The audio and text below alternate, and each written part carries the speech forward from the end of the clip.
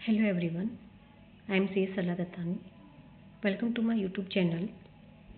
यहाँ पे मैं आपको आज पर्टिकुलरली और डिस्कस करने वाली हूँ पेन एप्लीकेशन फॉर्म जो इनकम टैक्स एक्ट 2025 में नोटिफाई हुए हैं।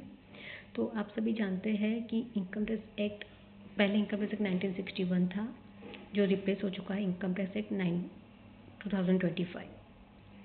तो इनकम टैक्स एक्ट 2025 आने के बाद काफ़ी बदलाव हुए हैं, जिसमें जो पुराने फॉर्म्स थे 15G, 15A या 49A या जो भी फॉर्म्स थे उसके बदले में नए फॉर्म्स आए हैं। तो स्पेसिफिकली ये वीडियो में तो मैं आपका पेन एप्लीकेशन फॉर्म के बारे में डिस्कस करूँगी। तो इनकम टैक्स एक्ट 2025 में जो फॉर्म स्पेसिफाई हुए हैं, सबसे पहले हम लोग ये जानते हैं कि पैन क्या है।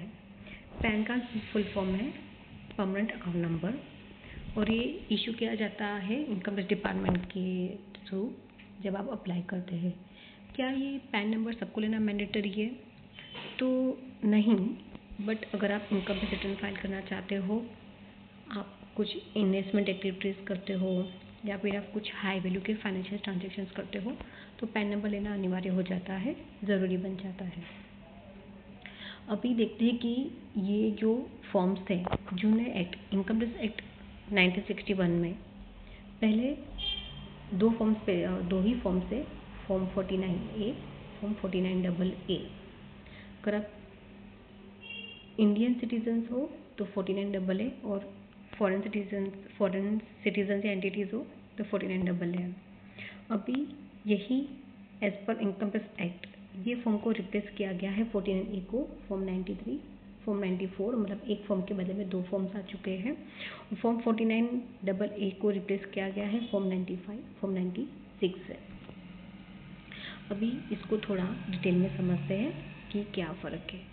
तो अगर आप ठीक से समझेंगे तो पहले दो फॉर्म्स था 49A, 49AA, मतलब तभी इस as per income tax act 1961 दो कैटेगरी में था, अगर आप इंडियन सिटीजन्स हो या फॉरेन नेशनल्स के हो। तो 49A और 49AA उस कैटेगरी में डिस्ट्रीब्यूट हुआ था।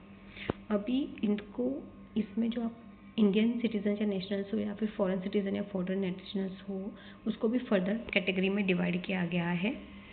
अगर आप उसे समझेंगे हैं तो जो 49A को रिप्लेस किया गया है फॉर्म 93, फॉर्म 94 से, इसमें फर्दर क्या कैटेगराइज किया गया है, मतलब पहले फॉर्म 49 में सब कैटेगरीज के लोग चलते थे, इंडिविजुअल हो, फर्म्स हो, ट्रस्ट हो, HUF है, पार्टनरशिप फर्म्स LLP है, हर किसी के लिए एक ही फॉर्म था, फॉर्म 49A। इसको अभी स्प्लिट करके कैटेगराइज किया गया है। अगर आप इंडिविजुअल कैटेगरी में आते हो तो आपको फॉर्म 93 फिल करना है। उसमें मतलब इंडियन सिटीजन्स हो और इंडिविजुअल हो तो फॉर्म 93। लेकिन आप इंडियन सिटीजन्स हो लेकिन आप नॉन इंडिविजुअल एंटिटीज़ हो, जैसे कि आप company, LLP, HUF, trust, partnership firm, तो आपको फॉर्म 94 यूज़ करना है।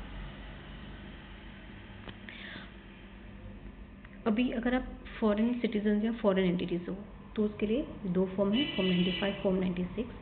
फॉर्म 95 अगेन यहाँ पे कैटेगराइज किया कि अगर इंडिविजुअल फॉरेन सिटीजन हो तो फॉर्म 95, और नॉन इंडिविजुअल हो जैसे कि आप ट्रस्ट हो या कंपनी हो तो आपको फॉर्म 96 यूज़ करना है।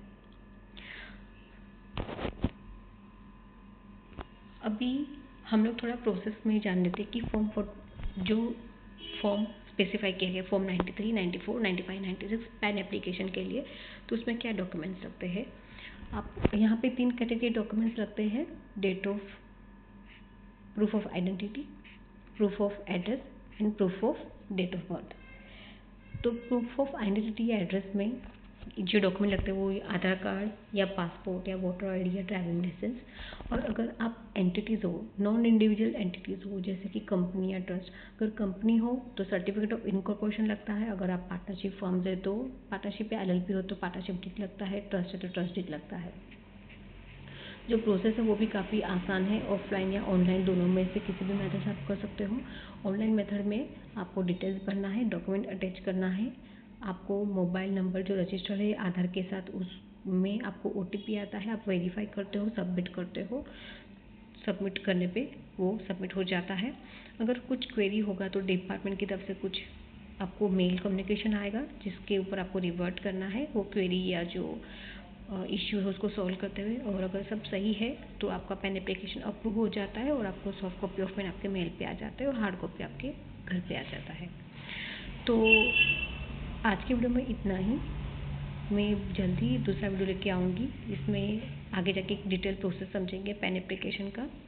Thank you for watching my video. Thank you so much.